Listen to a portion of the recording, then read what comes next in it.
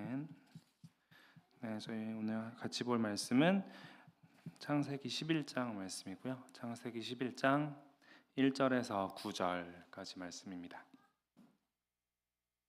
창세기 11장 1절에서 9절. 하나님의 말씀입니다. 제가 읽겠습니다. 온 땅의 언어가 하나요, 말이 하나였더라.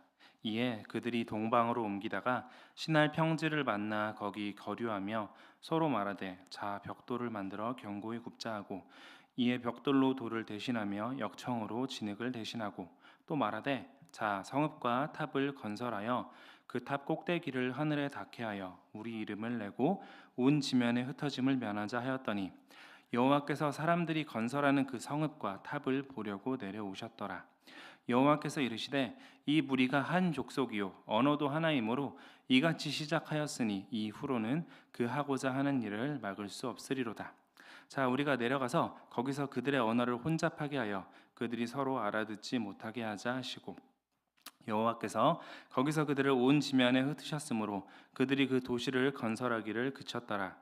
그러므로 그 이름을 바벨이라 하니 이는 여호와께서 거기서 온 땅의 언어를 혼잡하게 하셨음이니라. 여호와께서 거기서 그들을 온 지면에 흩으셨더라. 아멘. 네, 사실 오늘 나누는 말씀은요, 저희 초등부가 1부 때 이제 내려가서 말씀 듣잖아요. 그때 전했던 말씀의 일종의 이제 확장판입니다. 그렇게 준비하고서 올라가는데 아마 들으셨던 분이 계실 수도 있을 것 같아요. 네.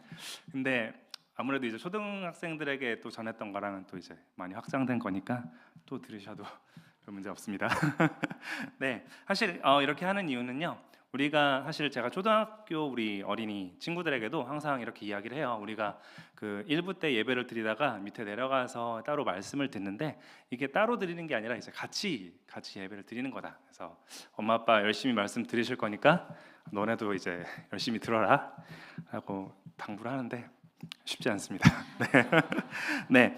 또 오늘 말씀은요, 사실 아마도 특히 한국 사람들 중에서는 많은 분들이 성경에서 제일 싫어하는 사건 중에 하나가 아닐까 생각합니다. 아담 다음으로, 그러니까 아담과 하와 다음으로 인류에게 가장 피해를 끼친 사건이 뭘까라고 하면은 바벨탑 아닐까요? 안 그러세요, 여러분?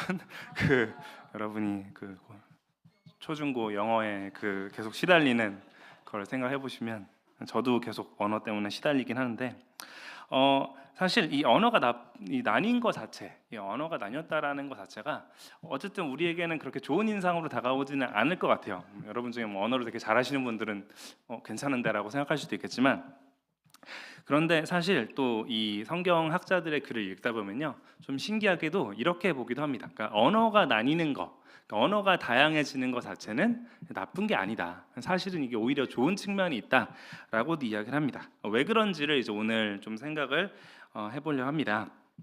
그리고 그럼 언어가 문제가 아니면 어쨌든 탑을 짓는 것 자체에 이제 문제가 있었다라는 거잖아요. 그래서 그것이 무엇이 문제인지를 우리가 볼 겁니다.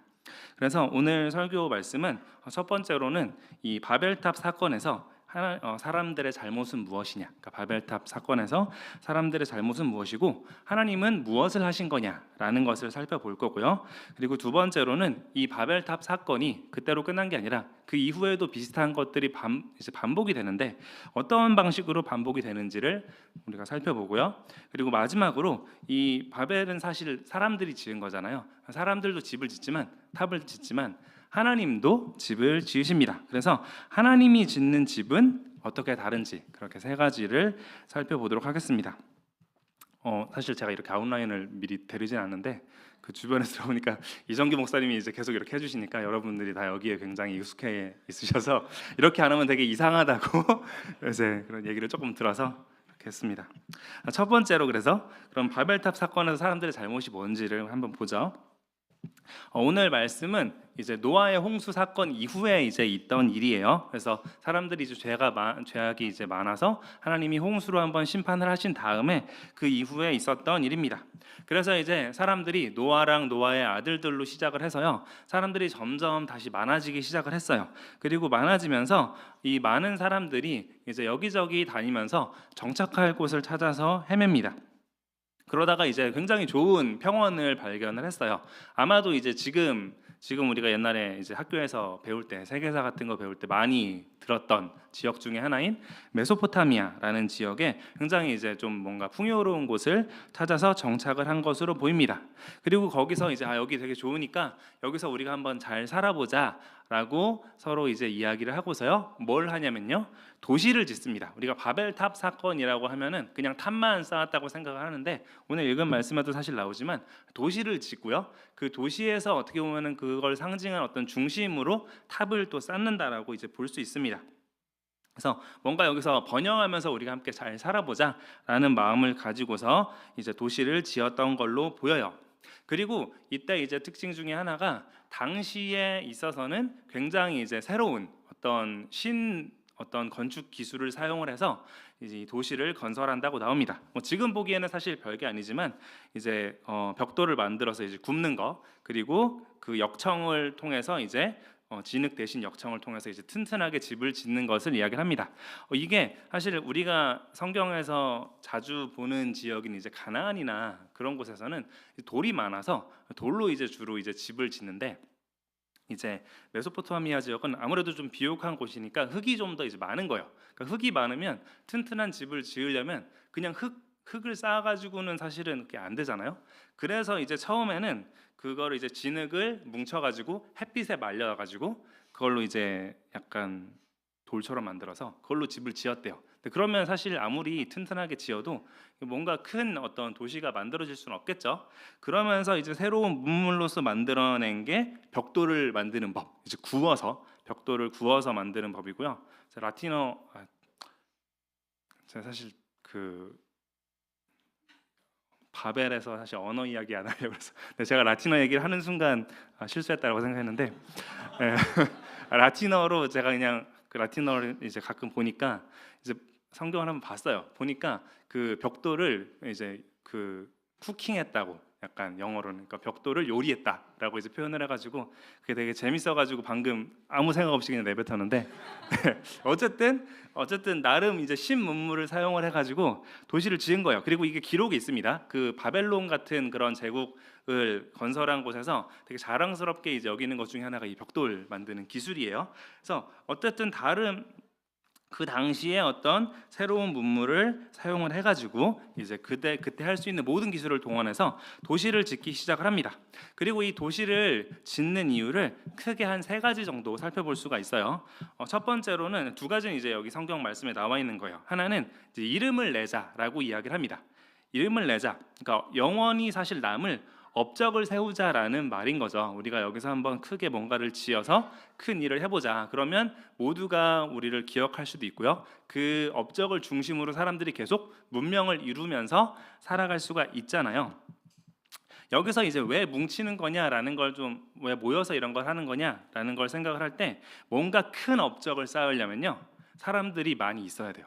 사람들이 많이 있어야 되고 사람들이 뭉쳐서 일을 해야 됩니다.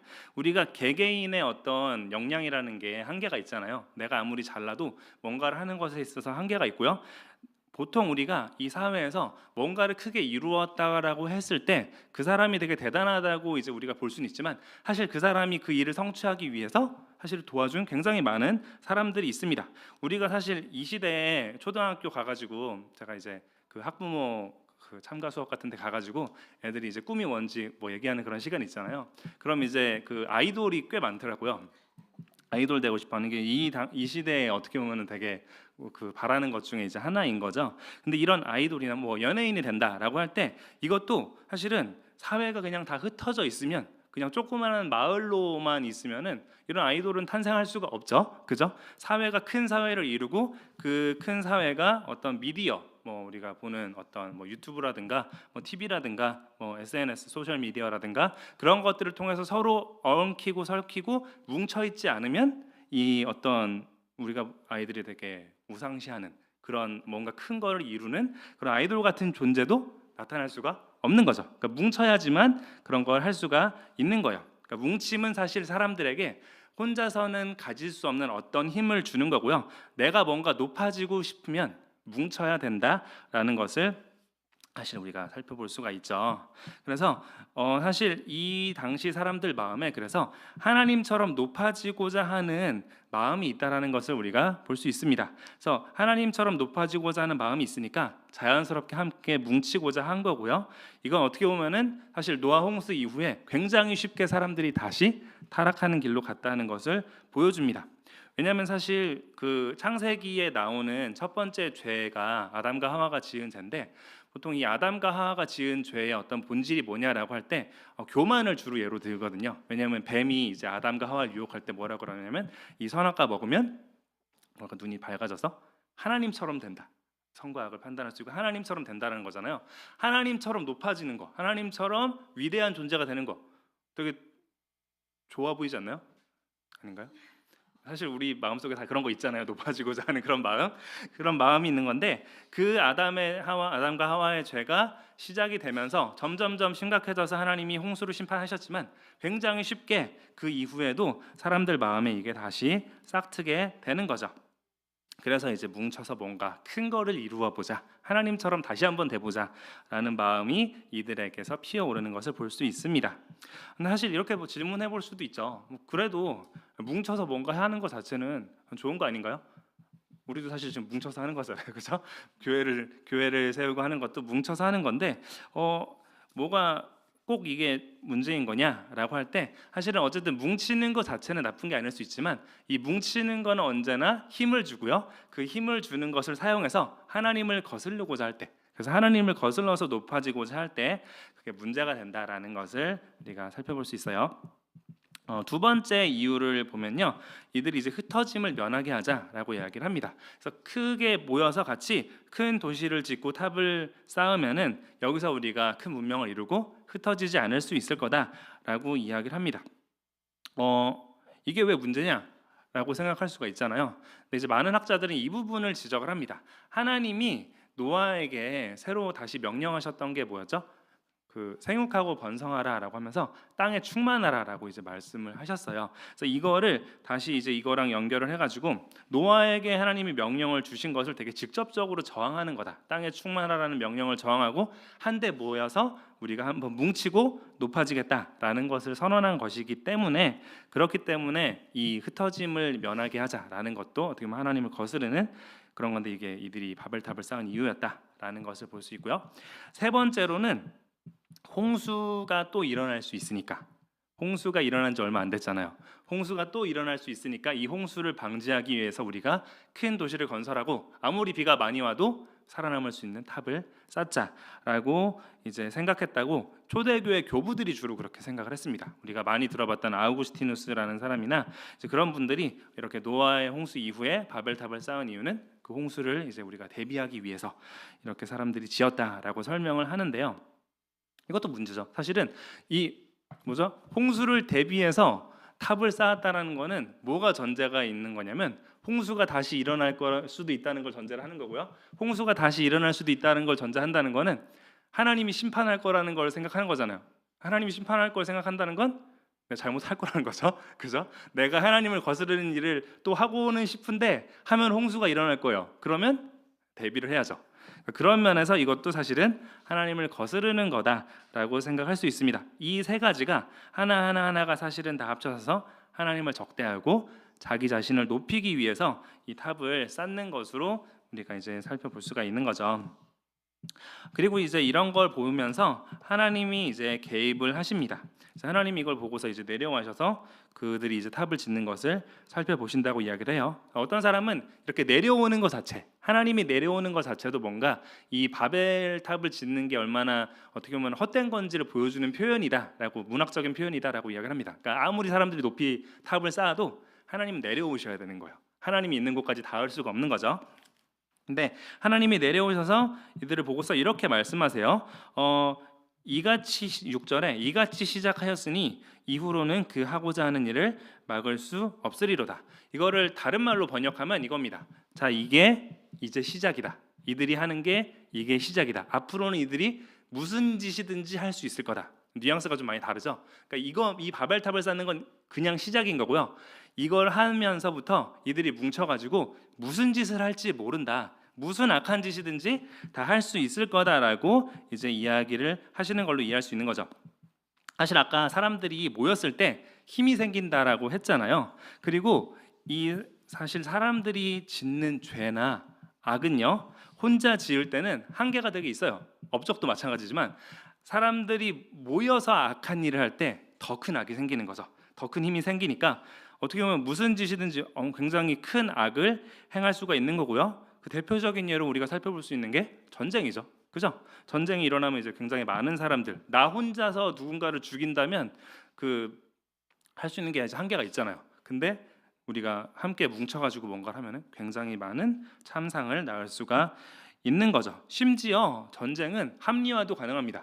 하나님 보시기에는 악인데 사람들은 그걸 하면서 이건 우리가 정의로운 전쟁을 하는 거야. 우리가 정당한 이유가 있으니까 이걸 하는 거야라고 합리화도 이제 할 수가 있는 거죠. 그래서 뭉치는 것 자체는 악이 되지 않을 수는 있지만 사실 언제든지 그 뭉침은 악의 도구로 사용될 수 있고요. 사람들은 그걸 쉽게 그렇게 행한다라는 것을 오늘 말씀이 잘 보여주죠.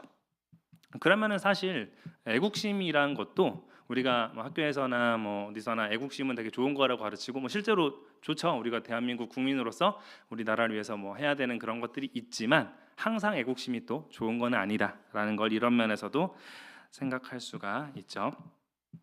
하나님이 이걸 보시고서 그래서 이들이 그냥 두면 무슨 짓을 할지 모르니까 이제 이들을 흩으십니다. 그리고 흩은 방식은 우리가 다 알듯이 하나의 언어만 있던 시대에, 사실 우리가 상상이 안 가죠. 하나의 언어만 있던 시대가 있다는 게, 그 하나의 언어만 있던 시대에 그 언어를 다양하게 만드는 것을 통해서 어느 날 자고 일어나니까 그 서로 하는 이야기가 다른 거예요. 그런 걸 통해서 그 어떻게 보면 바벨탑을 쌓는 것을 막으십니다. 그러니까 갑자기 말이 달라지면 되게 우리가 상상할 수는 없지만 이제 굉장히 불편한 게 생길 거고 자연스럽게 사람들 사이에 다툼이 생길 거고요. 그러면서 분열하게 되고 흩어져서 그 바벨이라는 도시와 탑을 쌓는 것은 자연스럽게 끝나고 사람들이 그냥 흩어져서 말이 통하는 사람들끼리 뻗어나가서 살게 되었다라는 것이 사실 오늘 말씀의 이야기죠. 그런데 이 생각을 해보실 수 있을 것 같아요. 그러니까 사실 나눠지는 본질적인 원인이 뭐였을까요? 언어가 그냥 달라져서 나눠진 게 끝일까요? 사실은 언어가 나눠진 거는 하나의 어떻게 보면은 자극제라고 볼 수 있습니다. 왜냐하면 이제 여기 이제 우리가 뭐 부부로 와 계신 분도 있고 뭐 남자친구 여자친구 같이 오신 분도 있을 거고 가정이 있으신 분도 있으시고 뭐 연인이 있는 분도 계시고 친구가 있는 분들도 있고 다 얘기하다 보니까 누구도 소외되면 안 되니까요. 자, 그래서 그런 분들이 이제 있을 텐데, 자, 우리가 정말 친한 친구가 있고 친한 연인이 있어요. 뭐 가족이 있어요. 근데 어느 날 자고 일어나는데 서로 갑자기 말이 안 통해요. 그러면 어떻게 하나요? 바로 말 안 통하니까 우린 헤어져야겠다 이러고 갈라지나요? 아니죠. 사실은 정말 우리 사이에, 친구 사이에 우정이 있다면 말이 좀 달라져도 어떻게든 다시 소통하려고 하지 않겠어요? 그죠? 시간이 좀 오래 걸리긴 하겠지만, 그런데 언어가 다양해지자마자 굉장히 쉽게 이들이 흩어지고 무너지고 이제 분열이 되었다라는 것은 사실은 이들이 뭉쳐서 하고 있는 일이 사랑으로 하고 있는 일이 아니라는 것을 잘 보여주는 거죠. 그걸 증명해 주는 거예요. 욕망으로 모여서 욕망으로 탑을 짓고 있었고요. 그렇기 때문에 오늘 성경 말씀에서는 사실 자세하게 나오지는 않지만 이 바벨탑을 쌓는 모습이 그냥 뭔가 웅장하게 사람들이 모여서 뭔가 그런 일을 하는 게 아니었을 수 있습니다. 그냥 어떤 하나의 일종의 그 제국, 제 이름이랑 달라요. 그 제국을 건설을 해가지고 제국을 건설해서 그 안에서 하나의 왕이 있고 그 밑에 많은 노예를 부리면서 밑에 있는 사람들을 억압하면서 사람들을 짜내면서 도시와 탑을 건설하고 있는 굉장히 그런 악한 모습이었을 수도 있는 거죠. 그러니까 욕망이 중심이 돼서 이들이 이걸 쌓고 있었고, 이걸 그냥 두면 악이 점점 더 넘칠 것이기 때문에 언어를 다양하게 하는 것을 통해서 이 탑을 흩으셨다라는 게 오늘 말씀으로 이해할 수 있습니다. 그런 면에서 이렇게 언어를 다양하게 하나님이 하신 것은 일종의 축복이라고 볼 수 있는 거죠. 그죠? 축복이라고 볼 수 있고요. 죄를 억제하는 효과가 있는 거예요. 이런 면에서 뭉쳐서 뭔가 더 큰 악을 행하기 전에 다양한 언어를 주심으로써 이 사람들이 흩어져서 살아서 따로따로 살면서 최소한의 악만을 행하고 더 심한 악은 행하지 못하게 하고 죄를 억제한 거죠. 그래서 제가 이제 읽은 주석 중에 케네스 매튜라는 학자는 이렇게 말합니다. 하나님이 언어를 다양하게 만드셔서 그들 자신으로부터, 이 바벨탑을 쌓는 사람들, 그들 자신으로부터 이 사람들을 구원해냈다. 그냥 두면 멸망의 길로 갈 것이 뻔하기 때문에 그들 자신으로부터 구원한 거고, 하나님이 이렇게 이들이 뭉쳐서 쌓는 탑을 무너뜨리시고 흩어버리시는 일이 사실은 이 사람들에게는 어떻게 보면 재난이 아니라 축복이었을 거다라고 이야기를 하는 거죠.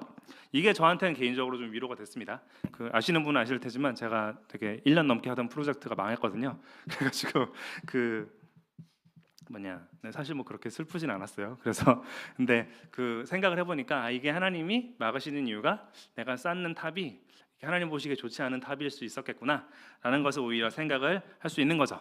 물론 이게 꼭 모든 면에서 적용되는 건 아니지만요. 자, 그럼 두 번째로 이 바벨이 어떻게 우리 삶 가운데서 반복되는지를 좀 이야기를 해보겠습니다. 바벨탑에서 사람들이 흩어진 거는 결국은 사랑이 없어서 흩어진 거고요. 사랑이 없어서 흩어졌다는 거는 다른 면에서 뭐냐면 서로 다른 거를 참을 수가 없는 거예요. 서로가 다양하고 너와 나가 뭔가 좀 더 다른 개성을 갖고 있고 다른 특징을 갖고 있다는 것을 참을 수가 없는 거죠. 이게 죄의 한 가지 특징을 보여줍니다. 바벨탑을 쌓는 사람들의 속성은 뭐냐면 탑을 뭔가 쌓아야 돼요. 내가 높아지기 위해서 뭔가를 해야 되는데, 근데 그걸 하려고 할 때 서로 다름이 방해가 되는 거죠.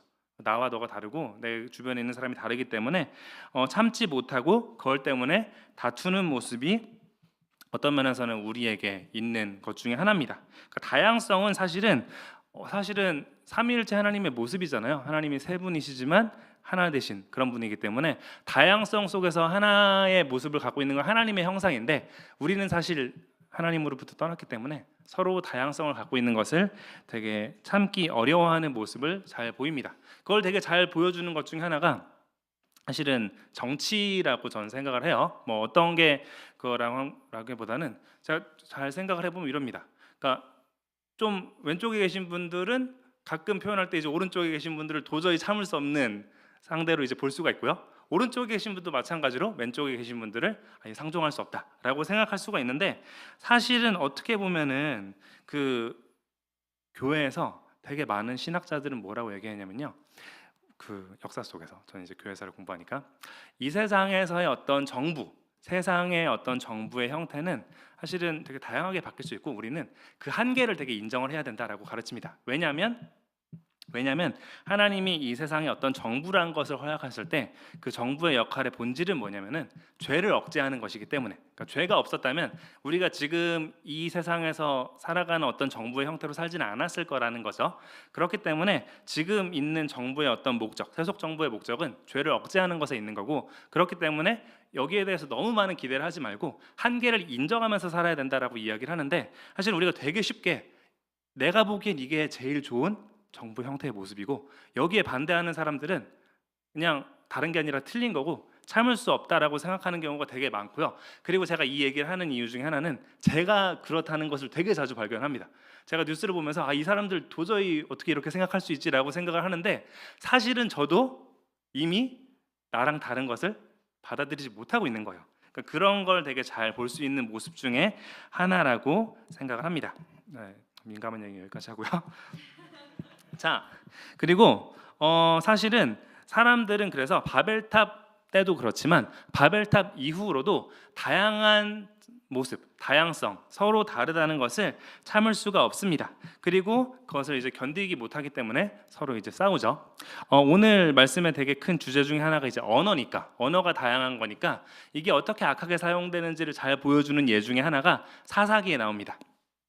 사사기에 보면은 12장에 어떤 사건이 나오냐면요, 사사 입다라는 사람이 있고요. 그 사사 입다랑 에브라임 사람들이 싸워요. 에브라임은 이제 이스라엘의 한 지파예요. 서로 싸우는데 이제 입다가 이끄는 길르앗 사람들이 이제 이깁니다. 이기고 나서 전장에서 승리했는데 굉장히 분노가 컸던 것 같아요. 그래서 이 에브라임 사람들이 도망가고 있을 때 이들을 다 죽여야겠다라고 생각을 한 거예요. 그래서 도망가는 길목을 딱 지키고서 오는 사람들에게 뭐라고 이야기를 하냐면요, 그 십볼렛이라는 것을 이제 발음을 하라고 해요. 이 S자가 10이냐 10이냐라는 것이 이제 차이가 있는 건데, 에브라임 사람들은 그 발음을 제대로 못했던 것 같아요. 왜냐하면 우리가 이제 지역이 다르니까 서로 발음하는 그런 게 되게 달랐던 거죠. 우리가 서울이랑 뭐 부산, 뭐 서울이랑 제주도 그런 발음이 다르듯이. 그래서 그 발음을 못하면 다 죽여버린 거죠. 그래서 언어의 다양성이 처음에는 하나님의 일종의 선물로서 주어졌지만 굉장히 쉽게 사람들은 그것을 서로를 죽이는 도구로, 서로를 참지 못하는 도구로 사용하는 것을 볼 수 있는 거죠. 바벨탑에 있었던 일들은 사실 계속해서 우리 자신에게 그래서 나타납니다. 우리의 모습에서 나타난다는 거죠. 계속해서 자신을 높이려고 하고요. 우리는 한데 모여서 뭉쳐서 무언가를 하지는 못할지라도 각자 자기의 탑을 건축하려고 합니다. 거기에 그것을 위해서 다른 사람들을 사용할 수 있다면 그건 또 더 좋은 거라고 생각을 하고요. 그리고 역사 속에서 굉장히 많은 여러 강력한 나라들, 강력한 제국들이 나타나면 그들이 하려고 했던 것 중에 하나가 뭐냐면 언어를 통일시키는 거예요. 언어를 통일시켜서 뭉치게 만들고, 그리고 그걸로 더 큰 힘을 가져서 더 큰 일을 하고 더 큰 악을 행하기도 하고요. 그리고 그렇게 뭉쳤을 때 사실은 되게 쉽게 하나님의 어떤 말씀을 따라 살기보다는 나랑 다른 어떤 것을 보이는 사람이 있다면 쉽게 그들을 판단하고 정죄하고 핍박하는 것을 보이는 것이 사실 우리의 삶의 모습이기도 하죠. 그런 면에서, 이런 면에서 생각해 보면 교회가 커지는 것도 어떤 면에서는 위험할 수 있다고 이제 볼 수 있습니다. 물론 제가 지금 말하는 게 뭐 대형 교회는 다 나쁜 교회다, 우리 교회는 더 크면 안 된다, 그렇게 얘기하는 거 아니에요. 물론 우리 교회는 지금 더 커지면 숨쉬기가 어렵긴 하죠. 그런데 그렇지만 커지는 거는 언제든지 바벨탑에서 사람들이 했었던 거랑 똑같은 위협을 가질 수 있는 거죠. 더 큰 힘을 가지기 때문에 하나님을 거슬러서 다른 일을 마음껏 할 수 있는 그런 문제 말이에요. 이제 세 번째로 넘어가겠습니다. 이렇게 우리가 탑을 쌓는 모습을 보여준다면 하나님은 전혀 다른 형태의 건축을 하십니다. 성경이 이야기하는 또 하나의 건축인 거죠. 그리고 그 건축은 하나님의 집, 그리스도의 집이라고 표현할 수 있습니다. 그리고 성경에서 말하는 이 하나님이 집을 지으시는 방식은요, 오늘 창세기 11장에서 말하는 이 사람들이 바벨탑을 건축하는 방식이랑은 사뭇 다르다는 것을 볼 수 있어요. 세 가지 측면이 있는데요. 첫 번째로는 낮아지는 방식으로 지어진다라는 걸 볼 수 있습니다. 사람들은 높이 올라가려고 짓죠. 탑을 쌓는 것 자체가 높이 쌓으려는 거잖아요. 최신 기술로 아까 말했듯이 벽돌을 만들어서, 벽돌을 구워서, 역청을 칠해서 단단하게 자신들의 능력을 마음껏 발휘해서 집을 지으려고 합니다. 하지만 하나님이 짓는 방식은 달랐죠. 그리스도께서 하늘에서 내려오시고 하나님의 말씀에 하나하나 다 순종을 하시고 고난을 스스로 당하시고 십자가에 달려 돌아가시고, 그것을 통해서 스스로가 낮아지시는 것을 통해서 그리스도의 집에 모퉁이 돌이 되셨다고 이야기를 합니다. 집을 쌓을 때 스스로 내려오셔서 고난당하고 낮아지는 방식으로, 다른 이들을 섬기는 방식으로 그 집을 짓기 시작하셨다는 것을 우리가 말씀을 통해서 잘 알고요. 그리고 동일한 방식으로 우리에게 그 집을 지을 것을 요구를 하십니다. 그게 사람이 짓는 탑을 쌓는 방식이랑은 다르게 하나님께서 교회를 지으시고 자신의 집을 지으시는 방식이라는 것을 성경 말씀이 이야기를 해주는 거죠. 그래서 첫 번째는 낮아지는 방식으로 지어진다라는 겁니다. 두 번째는 포용하는 방식으로 지어진다라는 거예요. 포용하는 방식으로. 이거를 가장 잘 보여주는 것 중에 하나가 저는 사도행전 6장에 있는 사건이라고 생각을 합니다.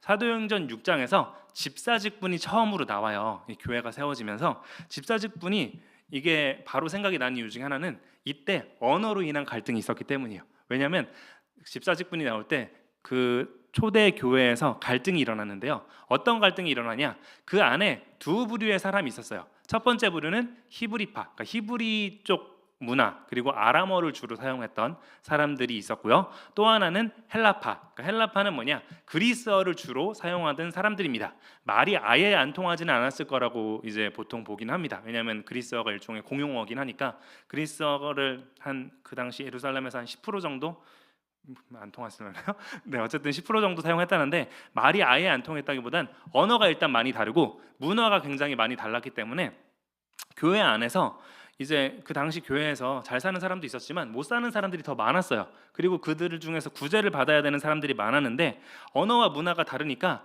한쪽이 차별을 받는 일이 생긴 거예요. 그게 뭐 의도적으로 한 게 아니었을 가능성이 훨씬 높지만 어쨌든 이 언어와 다양성으로 인한 갈등이 일어났던 거죠. 그리고 그거를 해결하는 방식이 뭐였냐?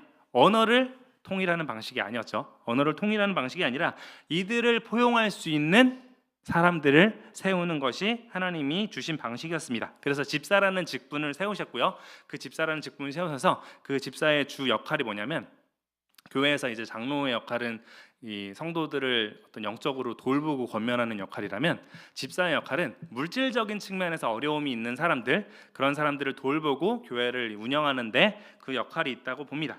그래서 사실 저는 그 장로님들의 역할도 되게 중요하다고 생각하지만 집사님들 역할은 진짜 굉장히 어려운 것 중에 하나라고 생각을 합니다. 왜냐하면 이 교회 안에서 보통 분열이 일어날 때요. 물론 이제 우리가 뭐 교리의 차이로 인해서 막 서로 싸우고서 분열이 일어나는 경우도 있긴 있어요. 근데 사실 우리가 살아가는 일상에서 보통 되게 많은 분열은 되게 별거 아닌 일로 시작합니다. 진짜 별거 아닌 일인데 서로 마음의 상처가 쌓인 거예요. 제가 나를 이렇게 보나? 그러면서 그게 쌓이고 쌓이다가 터지는 거죠. 저도 옛날에 그런 걸 좀 경험한 적이 있었는데 이제 그 유학 가서 이제 그 공부를 하면 이제 한인교회가 되게 작았거든요. 근데 작으면 서로 이제 막 초대하는 일이 생기는데 별거 아닌 건데 사람들이 상처받는 걸 보게 된 거예요. 저도 약간 그런 생각이 들었었고, 그러니까 누가 A라는 사람이 B를 초대했어요. 그리고 C도 초대를 했어요. 근데 B라는 사람이 A를 초대 안 하고 C만 초대를 한 거예요. 그럼 이제 A라는 사람은 나는 쟤 초대했는데 왜 쟤는 나를 초대 안 해? 라는 게 그 약간 마음에 약간 앙금이 생기는 거죠. 그 앙금이 생기는데 그게 쌓이고 그 다음에 별거 아닌 게 또 더해지고 별거 아닌 게 또 더해지면 서로 이제 싸우다가 어떤 거 하나로 터져서 이제 막 갈등이 생겨서 서로 찢어지고 그런 모습을 이제 보게 되는데 사실은 집사님들이 교회에서 그런 거를 되게 잘 캐치해 줄 수 있는 분이 생기면 되게 좋거든요. 왜냐하면 그 물질적인 문제, 별거 아닌 어떤 그런 문제에서 사람들의 어떤 불화가 쌓이는 것을 잘 캐치를 하고 그것을 잘 돌보는 게 되게 중요한 집사님들의 역할입니다. 직분 강의를 하는 게 아니니까. 근데 그러면서 이 집사를 세운 역할 자체가 뭐냐? 이유 자체가 교회 안에서 어려움 있는 다양한 사람들을 돌보고 구석구석 어디 소외된 사람이 없게 포용해주고 사랑해주고 품어주는 역할을 주로 하는 게 집사의 역할인 거고요. 그런 면에서 이런 언어의 다양성으로 인해서 교회에 문제가 생겼을 때 바벨탑에서 생겼던 문제랑 똑같은 거잖아요. 그때 교회는 집사의 직분을 세워서 서로를 포용하는 방식으로 집을 짓는다라는 것을 볼 수 있습니다. 마지막으로 세 번째로 하나님의 집은 흩어지는 방식으로 지어진다 라는 것을 살펴볼 수 있어요. 성경에서 이 언어에 있어서 또 한 가지 결정적으로 있었던 사건 중에 하나가 뭐냐면요. 사도행전 2장에서 오순절 성령 강림이에요. 이제 예수님이 승천하시고 나서 제자들이 모여서 기도할 때 갑자기 이제 오순절에 성령께서 각 사람에게 임하시고 사람들이 성령이 충만해서 하는 게 뭐였죠? 방언을 하잖아요. 그래서 방언. 그 방언이 뭐였냐면 각 나라에 있는 사람들의 언어로 말을 하는 거였어요. 그래서 예루살렘은 사실 성전이 있었기 때문에 각 되게 다양한 지역에서 다양한 말을 하는 곳에서 유대인들이 이제 모여서 예배를 드리러 왔습니다. 근데 그 예배를 드리러 온 사람들이 갑자기 이 예수님의 제자들이 방언을 하는 모습을 보니까 놀라서 이제 얘네가 우리가 온 지역에 있는 그 다양한 말들을 하고 있네 라고 이야기를 하면서 뭐라고 이야기를 하냐면요. 사도행전 2장 11절에 우리가 다 우리의 각 언어로 하나님의 큰 일을 말함을 듣는도다 라고 이야기를 합니다. 그러니까 오순절에서 사람들이 놀란 건 뭐냐면요. 예수님의 제자들이 각 지역의 언어로 복음을 전하는 것을 들은 거예요. 하나의 언어로 예를 들어서 공용어였던 헬라어로 복음을 전하는 걸 들은 게 아니라 각 지역에 있는 언어로 복음을 전하는 것을 들었다라는 거죠. 그러니까 이 말은 무슨 말이냐면 하나님이 하나님의 집을 세우실 때, 자 이제 바벨에서 언어가 여러 가지가 됐으니까 이제는 합칠 때다라고 하시는 게 아니라 각 지역에 흩어져 있는 그 지방의 언어로 하나님의 복음을 선포하시겠다는 것을 보여주시는 거고요. 이 말은 각 지방의 언어가 있는 그 지방으로, 그 곳으로 예수님의 제자들이 가서, 흩어진 곳으로 함께 흩어져서 가서 복음을 전할 것을 암시를 하는 거죠. 다양한 지역에 있는 이들에게, 그들에게 하나님이 자신의 교회에 있는 이들을 보내셔서, 하나님이 가셔서, 그리스도께서 가셔서 그 다양한 이들에게 그들의 언어로, 하나의 언어가 아니라 그들의 언어로, 그들의 맞는 언어로 복음을 전하실 거다라는 것을 보여주는 거죠. 그래서 하나님이 짓는 그 집을 지으시는 방식은 하나로 뭉친다라기보다는 구석구석에 있는 이들, 구석구석에 소외된 이들이 있는 곳이 있다면 그곳으로 흩어지게 해서 사람들을 보내셔서, 교회를 보내셔서 복음을 전하는 방식으로 하나님의 집을 짓는다라는 것을 우리가 살펴볼 수가 있는 거죠.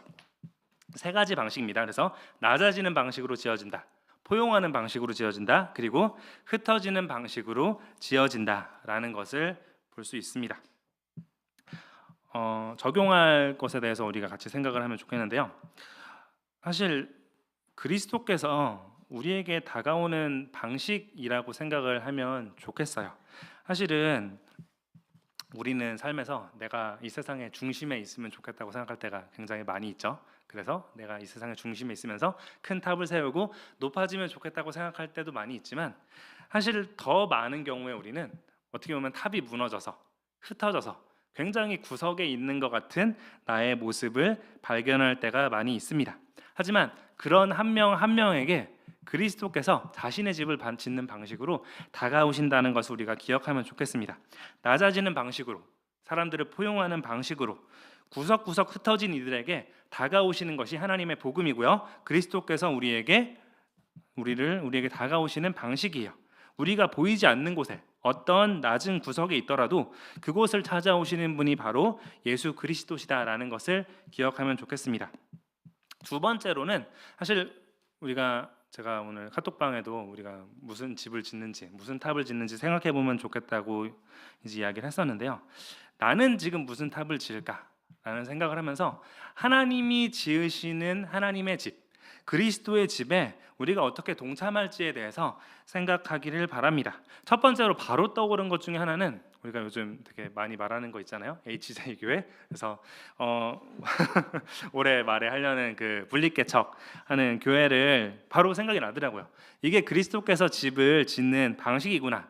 이게 일종의 흩어짐인 거죠. 그래서 사실은 뭐 흩어질 지역이 정해져 있죠. 인덕원.